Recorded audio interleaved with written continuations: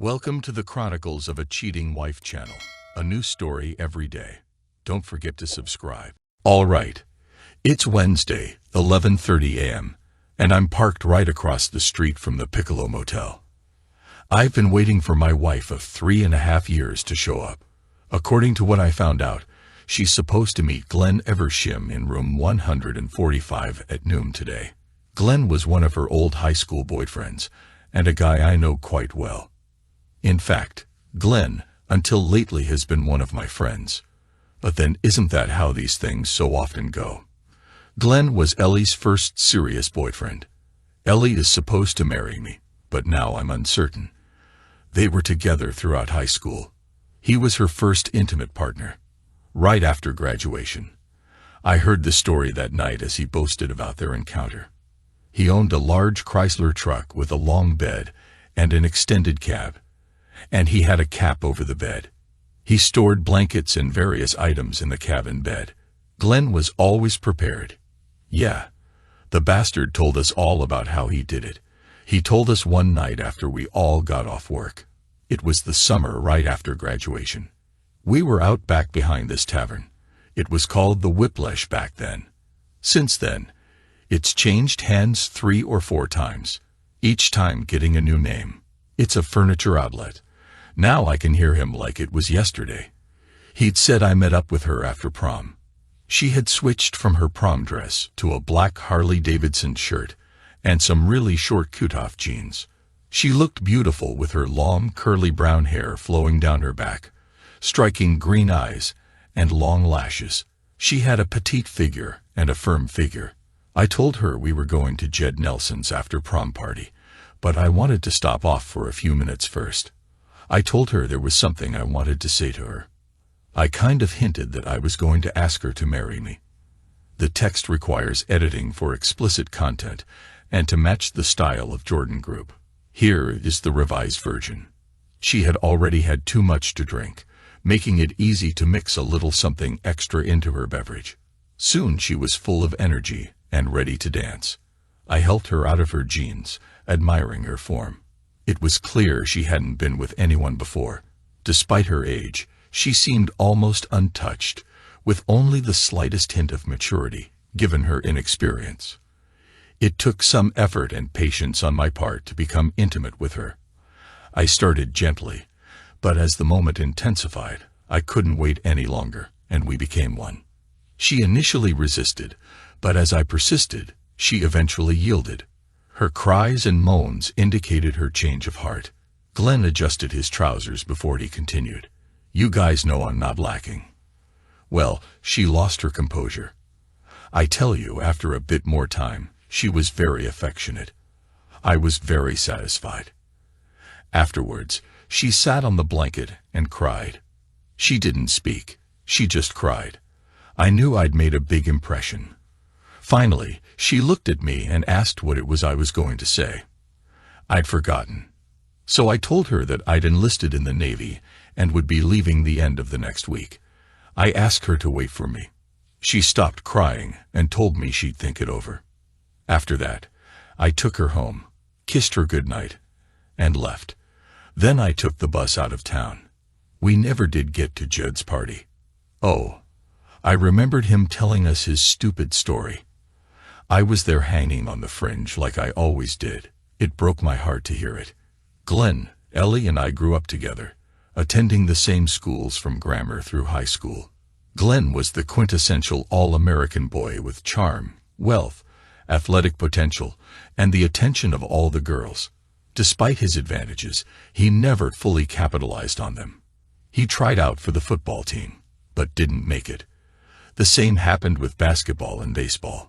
He struggled to hit. He always had an excuse for football. He blamed the coach's attitude. In basketball, he complained about the aggressive play from smaller players, and in baseball, he claimed the umpires made unfair calls. Still, he always got the girls. He was voted prom king our senior year, and in the yearbook he was voted guy most likely to be remembered. I went out for some sports too. Oh, my name's Wyatt Templeton. Yeah, I went out for soccer. Made the team too. I skipped basketball, but made the volleyball team. And in the spring, I made varsity lacrosse all 4 years. I suppose it was a matter of build. Glenn was a big, strong guy. He lifted weights and stuff. Me? I'm skinny. Always been skinny. I couldn't compete with the bigger guys in football. But man, I could run. In the winter, Coach found out I could leap to that. Got me on the volleyball squad. And of course, lacrosse was my shtick. I played midfield. Yep. Glenn got the girls. And somehow he got the glory. All I got was a lot of letters. Glenn majored in partying all through high school. And he was a master at it. I wasn't so gifted. First, my mom and dad had 5 kids, so personal cars and trucks just weren't on the menu. Though I didn't get many dates, I always got to borrow my mom's rusted-out Cavalier if I needed a car. Oh, did Glenn join the Navy? Of course not. Nobody believed that. Once we got out of high school, Glenn was off to Penn State. His parents had the money. I stuck with the academics in high school and got a partial scholarship to the local state university. It didn't take me very far. I had to promise to teach in state for 3 years. So I ended up being a public school teacher. Being a school teacher means taking a vow of poverty. Don't know why, but I stayed with it. I guess it's because I like kids. Glenn graduated Penn, went to law school, and ended up with a big law firm in the city. He says he makes gobs of money now, 5, maybe 10 times as much as me. I check my watch. 11:40 won't be long now. I'll find out one way or the other. Do I have a wife and a family or not? This sucks. This really sucks. So Glenn went away to Penn State, and I stayed home. I'd always had a thing for Ellie. That's Ellie. Colleen Templeton, Nick Cochrane. Ellie graduated and went to community college where she picked up some classes in computer programming and in doing things with software. I never understood any of that. Computers to me are like my car. I know where the gas goes, how to start it up, and I have enough savvy to know if it isn't the brakes. I'm supposed to just turn the radio up when I hear something I don't like. Oh, for sure. I've read all the books and pamphlets on automotive maintenance. I know how the damn things work, but cars to me are like plumbing. Trying to fix it only makes it worse. I remember when we first moved in our house. Ellie needed a dishwasher and a new sink and countertop. I read up, bought the hardware, and decided to install all the stuff myself. It shouldn't have been that hard. Just turn off the water, take a thingy, and cut the pipes back.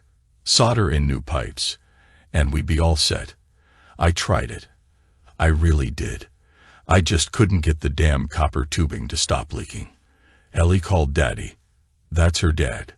He came down and took care of it. I remember Daddy hit me on the shoulder and praised me for trying. Ellie made a pot of coffee. We all had a cup while she told me how proud of me she was for caring enough to bother. I felt stupid. I just couldn't do anything right. But in a way, I felt good too. I liked the praise. Glenn had gone off to Penn State. He made a name for himself.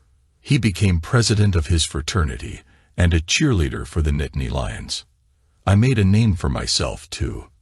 After my freshman year, I was on the dean's list every semester. I did that and worked part-time jobs all year, too. Glenn returned home each summer to enjoy the beach where he surfed and charmed numerous women. Me, I scored too. I'd been trying to get a date with Ellie. It was the summer between our freshman and sophomore years. She and I had always been friends, kind of talking and hanging buddies since childhood. To be honest, I'd always loved her. I kissed her once when we were in high school. I remember she blushed. I nearly shit my pants. Imagine me having the nerve to kiss Ellie Cochrane. It was like me scaling Mount Everest. She blushed. Then she kissed me right back. But then she made me promise not to tell Glenn. And that made me feel sad. I'd almost gone and done something stupid just before she made me promise. I'd almost told her I loved her. What a fool I was. How about my big date with Ellie? She finally agreed to go out with me. Well, scratch that. I finally got up the nerve to ask her out. She said yes, There was this really fancy seafood restaurant way out in the country. It was called the Seaman's Harvest. I thought I'd take her out to eat someplace special, and then we'd go back to the city to see a play. Cats had come to the city, and I really thought that could be cool. Remember I said I didn't know much about cars. I'd bought a used Hyundai. It was high mileage, but the salesman said it ran like a charm. He said there was probably another 100,000 in her. I bought it, and for 2 weeks it ran great. I picked Ellie up. God, she looked marvelous. She had on a pale blue mini dress, skin tone, nylons, and high heels. Ellie's 5'6". I'm 5'11", Glenn. 6'4". Her heels made her slightly taller than me. I felt a little self-conscious, but then I always felt self-conscious around Ellie. Look, I could talk the flowers off a ceramic plate most of the time, but around Ellie, I could never complete a sentence. I'd end up looking in those big green eyes and just freeze. She'd smile at me, and I'd wilt. I went to her door, talked to her mom and dad while Ellie picked up her wrap. I walked her to the car, helped her in, and we took off. I guess we got about 2/3 of the way to the restaurant when my new used Hyundai expired. It just stopped. I popped the hood, got out, looked underneath and stood there. I didn't have a clue what was wrong. Ellie got out and looked underneath too. Ellie smiled at me. Broken, huh? I had reservations for this restaurant. I had to. $60 tickets, 2 cats, and my car died. I looked back at her. Yeah, think so. She reached in her pocketbook, pulled out her cell, and called Daddy. Daddy got there about a half hour later. He roped an old tire to the front of his car and pushed us back to their house. I sat in my car all alone and stared while he pushed. Ellie rode in her daddy's car while he pushed. I felt like a piece of shit trapped between 2 slices of bread. We got back to Ellie's, had barbecue with her mom, dad, and little brother. Then we watched an old movie on TV. She told me later, while we were watching Robert Redford kiss Jane Fonda, she'd already seen Cats. Glenn had taken her to New York, where they saw it on Broadway. That was my big date with Ellie. But I checked my wristwatch again, 11:45. I wondered what I was doing. I guess I'd always known that sooner or later, Glenn would come and collect his prize. I just thought maybe Ellie had put Glenn in her rearview mirror. I guess I just thought wrong. I suppose I should have known better. I remember when Ellie and I got married. I remember how I got her to agree to be my wife after that first date. That didn't work out. She agreed to try again. It was a little later in the summer, and all the town carnivals had started up. Gee, I remember the year before when Ellie had won our town's beauty contest. That was in our senior year. She'd been crowned town queen on the second night of the carnival. I remember it had rained. Glenn was supposed to be there, but he'd stayed at the beach. I was her escort. Oh, I know. I only got the job by default. She really wanted Glenn. She never said so. But I knew a guy knows those things. Like I said, it rained. It didn't just rain. It was a major downpour, and everything got soaked. Ellie had brought some regular clothes, but for the parade and coronation, she bought a special outfit, a real pretty white mini dress. Well, the sky opened up in a matter of minutes. Ellie got drenched. Her pretty mini dress was made of this thin linen or cotton or something. She got wet. Everybody could see right through it. And she was up on this platform. I played stupid. I ran off the platform, grabbed an older man's raincoat. Older people, it seems, are always prepared. I ran back up and covered her up as fast as I could. To my chagrin, the wooden platform was painted with some kind of high-gloss enamel. And what with the rain, it was slippery as hell. I got the raincoat over Ellie and then fell backwards. Ass over tin cup. I fell right off the platform into the wet grass below. Man, I don't know what hurt worse, my body or my pride. I just sat there in the wet grass and watched. I was too embarrassed to go back up. Ellie sat on her throne and accepted the crown and scepter. She never looked at me, but she had this big grin on her face. All I can say is how gracious and beautiful she looked. But I thought she was kind of laughing at me too. Later, when the rain stopped, we walked around the grounds. Her dress had dried out, and no one could see through it anymore. Of course, my tan levis were all grass-stained, and my shirt was covered in mud. She looked like who she was. The town princess. I looked like who I was. The town's fool. We walked up and down where the games were. We went over to where they were selling the pit beef and French fries. I bought her a pit beef. I bought her a funnel cake and some ice cream too.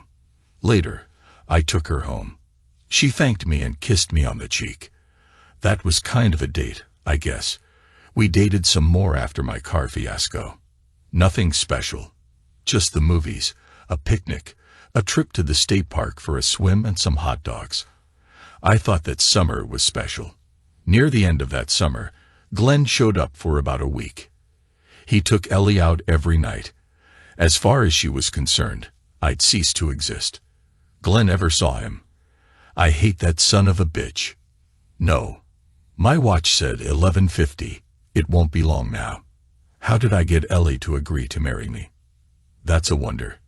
I know everyone's heard of one man.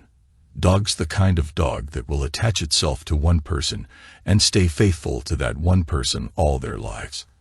I suppose I'm something of a one-woman man. Sure, I've dated other girls, but I always ended up comparing them to Ellie. And Ellie always won men pleasure themselves.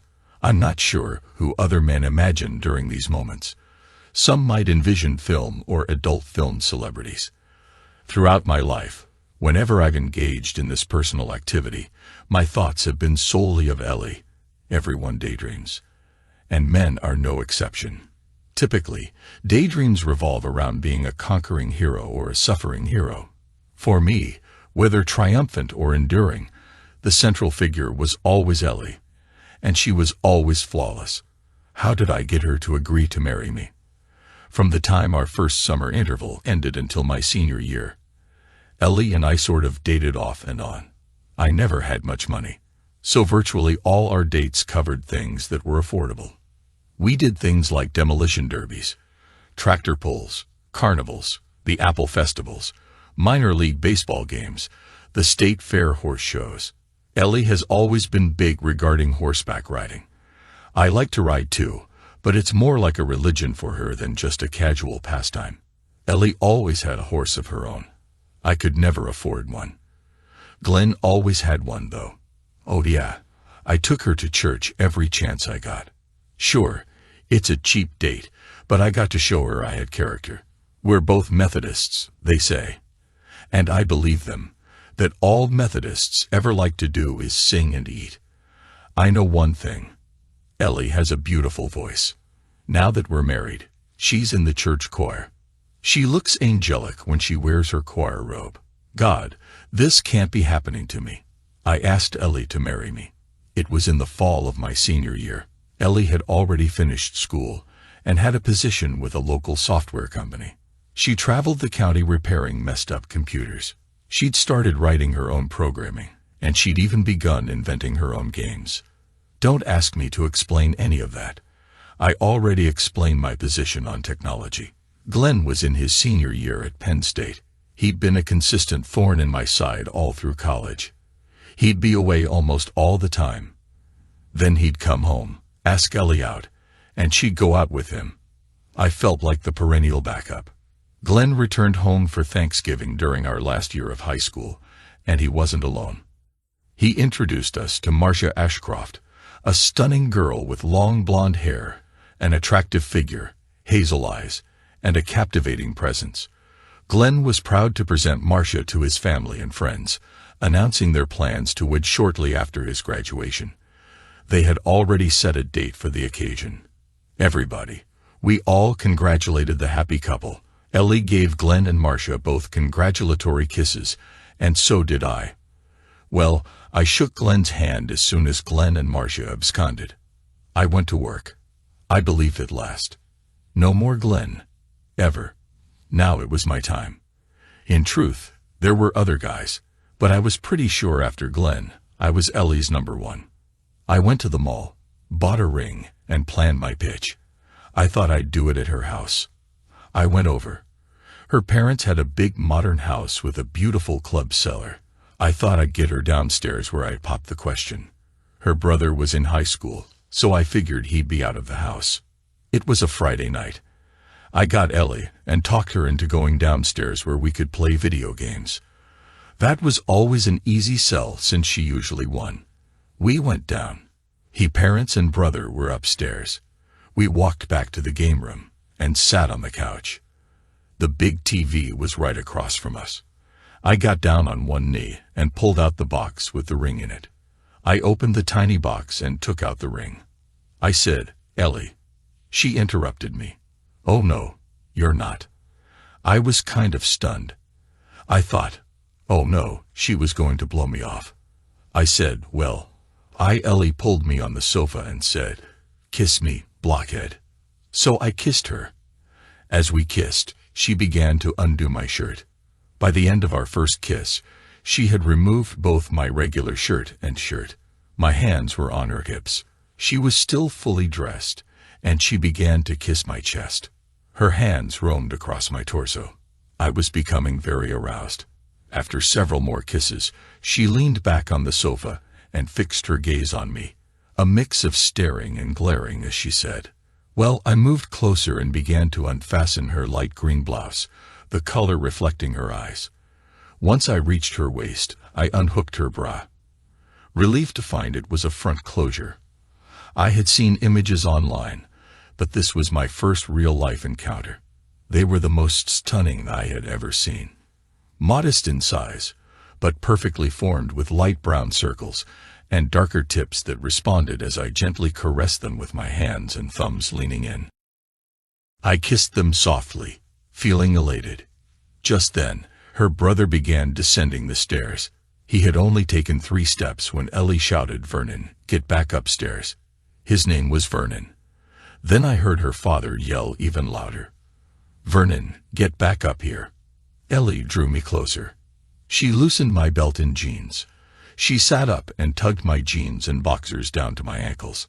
I observed as she removed her slacks and undergarments, which were plain white cotton. I shook off my shoes and removed my pants completely. There we sat with no clothes on the sofa, in the game room in her parents' basement, while her mom, dad, and brother were all upstairs. Their voices were clear as day. That's the night I matured. I was 21 years old, and I'd never been intimate. Yes, I was inexperienced. It was the most amazingly wonderful night of my life. And hers too, I thought. We went slowly. We kissed and snuggled and hugged. We cautiously explored each other's bodies, first with our hands, and then with our lips. I believed she was inexperienced. I'd heard Glenn's tales, but that evening she seemed as nervous as I felt. In literature, they often refer to the act crudely. I prefer to think of it differently. This was affection, genuine and profound. I moved closer to her and tenderly kissed her. Glenn had mentioned she was nearly hairless, and he was correct. As I continued, she became more responsive. I gently caressed her, being mindful of her comfort. It became clear that she was quite delicate. Doubts about Glenn's account crossed my mind. Could she really be this untouched? She seemed a bit tense at first, but gradually relaxed. I used my hand to softly touch her, while being careful not to cause any discomfort. When I sensed any unease, I immediately ceased. Ellie took hold of my head, guiding me to face her. We lay on the sofa with me above her. She whispered, "I want to be closer to you." I thought, had she read my mind? That's what I just thought about myself. I tried to get closer to her, but there was a mismatch in size that made it difficult. I noticed her flinch slightly as well. She whispered, "I know it'll hurt, but I want you to be the one to do it." I persisted, despite my fear. I didn't want to cause her any harm, but my excitement was building. I kept my emotions in check. I began to move my body in a way that allowed for intimate contact without full penetration. Occasionally, I adjusted my position for a deeper connection. I tried to distract my mind, worried about climaxing prematurely and spoiling the moment. After several careful movements, I was able to achieve a partial but gentle entry. She tensed and recoiled initially, but gradually it seemed she was getting used to the sensation. I hoped as much. I withdrew and gently moved closer once more. With each attempt, I progressed a bit further. She let out soft, pained sounds and clutched at my shoulders. I continued to kiss her, though it was difficult. She bit her lip. I was aware it must be uncomfortable for her. I don't know how long it lasted, but eventually I had to release. I felt her tremble. Then she stilled. She began to cry softly. I confessed. Tears came to my eyes as well. I noticed a small trace of blood and pondered its significance. We lay there. By then, we were side by side. We just laid there, hugging each other. I kept kissing her face and her head. She kept running her hands up and down the sides of my body. After another long time, we sat up. Ellie looked at me with this incredibly serious expression, and then she said, "Let me see the ring." I found my pants and got the ring out of the box and held up it for her. She held out her left hand. I guess it was her left hand. She said, "Put it on." I did. The diamond looked small, just a little more than a quarter carat, but I thought it kind of shimmered and glowed in the soft light of the end table lamp. She turned her hand this way and that she looked at me. "This means no more. No more for you." I didn't know what she meant. What I said. She gave me this gravely expressive look. "From now it's you and me. Just us. No one else." Hell, I thought there never had been anyone else. Not for me anyway. I told her. "Glad you're all it's ever been." She smiled. "I know. It's been like that with me too." At the time, I didn't understand what she meant. Her too. I'm still not sure. A few minutes later, we got dressed and went upstairs to see her mom and dad. Ellie showed them the ring. They didn't look exactly happy. I'd say they looked more relieved than happy. I thought I knew why once. Now I'm not so sure anymore. That was how it began. Ellie and I were official. We were an item. We told all our friends. Everyone admired her ring. Everyone was happy for us. Even Glenn. That all happened in November. We were young, in love, and oblivious to the possibility of complications. She had a good job. She could even do a lot of her work from home. I was on my way. I'd majored in math and in education. Math teachers were at a premium with my grades and my sports background. Getting a teaching job in the county was a no-brainer. A foregone conclusion. We planned a June wedding, but we encountered an unexpected development when two people in love are intimate, often without preventive measures. It's natural for certain outcomes to arise. By mid-January, we realized we were expecting a new addition in about 7 months. We rescheduled the wedding for March. Our first little surprise arrived in July, and we named her Jenny. That same week, I secured a position teaching middle school math in the county, and was also recruited to assist with the girls' JV soccer team at the high school. "That's my watch," said 11:55. Pretty soon, my world. All my dreams, all my happily ever after fantasies could come tumbling down. My Ellie would show up and meet Mr. Big Shot Glenn. Ever see him? I'd read all her emails. I knew what was about to happen. Oh, those emails. Those darn emails. Why had she left her email accounts open? Why hadn't she locked them? She had passwords and secret accounts in abundance. I knew almost nothing about that stuff. This didn't have to happen. I didn't have to know. Had she left them open on purpose? Did she want me to find out? Was she that dissatisfied with me? Was I that poor a husband? God knows I tried. We didn't have any money, but I tried to compensate for it. I paid attention to her. I told her every day how much I loved her. I tried to give her everything that money couldn't buy. Was it the intimacy? I don't think I'm lacking, but I can't be sure. Ellie is the only girl I've been close to. Truly. Ellie is the only one for me. I've never tried to hurt her or do anything that I thought was degrading. I've always tried to be gentle, firm, but gentle. I saw that Megan Ryan movie, and I saw how a woman can fake ecstasy. I think with Ellie, I know when I succeeded. I've always tried as hard as I could to see that she got her excitement. There have been times when she hasn't wanted sex. When she was well, along with Jenny and Craig, her back ached a lot.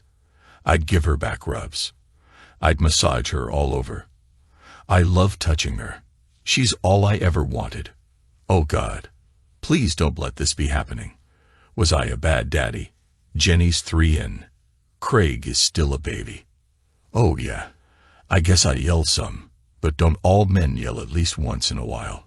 I pay attention to my kids. I read stories to Jenny. I give her horsey rides. I try to do all the things my parents did for me. I try to be a good daddy. I want to be more like Dad and like Ellie's dad. I work hard around the house. I help with dinner. I do the dishes. I do the lawn. I help with the flowers. I run the vacuum. I do whatever she asks. I do it because I want her to be happy. When Ellie feels bad, I always try to be there for her. I don't run off to the tavern or anything like that. I kiss her every chance I get. I love holding her in my arms when we're in bed. I first noticed her separate Glenn account about 2 months ago. I wasn't suspicious, merely curious. When I opened it, I immediately regretted it. Glenn, that scoundrel Eversham, had asked to meet with her. He claimed he missed her, felt lonely, and was unhappy in his marriage. Needing someone to confide in. What a backstabber. I thought. Then I read Ellie's response. At first, she firmly told him to leave her alone. She didn't curse. She just said she was married. She was busy. And she suggested if he was unhappy, he should talk to Marcia, or if not to his wife. Then perhaps a counselor. He kept emailing her.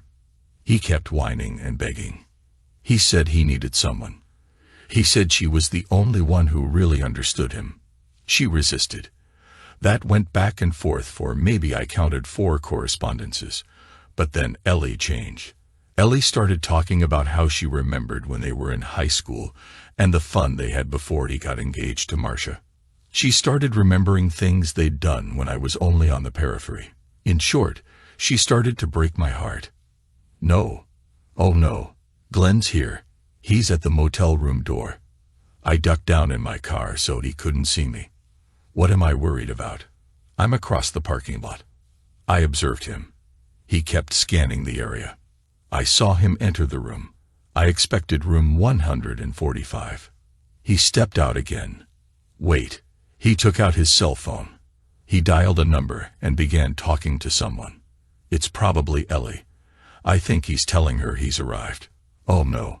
My life is falling apart right before my eyes. Please, Ellie, don't come. Why am I so worried? I've seen her emails. She's ready for this. She's already been unfaithful, if not in action, then in her heart. If she doesn't break her vows today, she will eventually. This is heartbreaking. To read it on some screen is awful, but to see it or to begin to see it live in the flesh, up close and personal, well, that's a totally different thing though. Shit. It's 12 o'clock high noon any second now. Look, I've got 2 kids and a third on the way.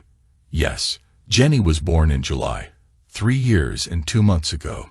Craig came along last October. And lately, Ellie said she's missed 2 periods. That's 3 kids. 3 kids with a lying, cheating bitch. No, I can't say that. Ellie would never. But there he is. He's over there. It's those emails. Those damn emails. I wish I'd never read them. I'll give her credit. At first, she fought him off. Then she sounded interested. Then she'd started talking about his wife, Marcia. Ellie kept at him about his wife. She said things. Neat things like, "What about your wife? Why do you want to do this to her? Wouldn't it be better to talk to your wife? Marcia loves you. I know. You should talk to her, Glenn. You should say something to your wife." He always had an answer. He said she didn't understand him. He said he never loved her. Not like he loved Ellie. He said he thought Marcia was cheating on him. I have to give Ellie credit. She fought Marcia's battles for her. She couldn't have done it better if it had been Marcia herself. It didn't matter. Not in the end. Last week, Ellie caved. She agreed to meet him. And so we're where we are. My marriage, my life.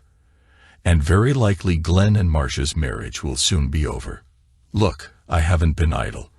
I talked to my dad about this. He agrees with me. He believes, like I do, that when two people agree to get married, they commit fully to each other. My heart, my soul, my life's treasure and my body are no longer mine. They belong to Ellie. Ellie should understand. I don't want to control her. But she made the same commitment to me. What did she say? No more. No more. Her heart, soul and body belong to me just as mine does to her. She can't disregard my honor. She can't make me a fool. A betrayed husband. I won't stand for it. I'll pay alimony and child support for the rest of my life. I'll live in poverty, but I won't be betrayed like I checked my watch. It's 12:15. Glenn has been at the door 3 times. Ellie's late. I'm wondering, and I suspect he's wondering too. I hope maybe she won't show. If she doesn't, I'll confront her. I'll ask her about the emails. I'll try to make her see. Make her understand. We can get counseling. I love her so much. I'd rather not live than be without her. Like I thought before, I'm a one-woman man. I can't be without her. Being without her would feel like not existing. Oh, please, Ellie, stay home. Don't show up. But what if she does show? I know the answer to that. If she shows, it's over. I won't accept it. I'll move out. We'll divorce. I won't live like some weak, powerless man. I'm just not made that way. Oh, please, Ellie, don't come back. Jesus, it's 12:20. This is killing me. I've got to find out. I've got to call. I grab my cell and punch in Ellie's number. It barely rings one time. It's Ellie. She says yes. Oh, it's you, Wat. Get off the phone. Ellie, what are you doing? Where are you? Wat. What do you mean? You know where I am. I'm home. Jenny's in her playpen in the living room. Craig's upstairs asleep. I'm ironing one of your shirts. Then there's a pause. She asks, where are you? Aren't you supposed to be in class right now? I reply as forcefully as I dare. No, Ellie, I'm in my car. I'm parked on the lot across from the Piccolo Motel. I've been watching Glenn ever see him go in and out the door of room 145, like he's looking for someone. Tell me, Ellie, are you sure you're at home? I listen. There's a moment's silence on the other end of the line. Yes. Damn it. I've caught her. Ellie answers. Wyatt, I want you to hang up your cell phone. I want you to wait there. You know I love you. You certainly know I'd never do anything to hurt you or jeopardize our life together. Trust me. Just wait. Call me and tell me as soon as you see something. Now hang up the damn phone. I did like I was told. I hung up my phone. Okay.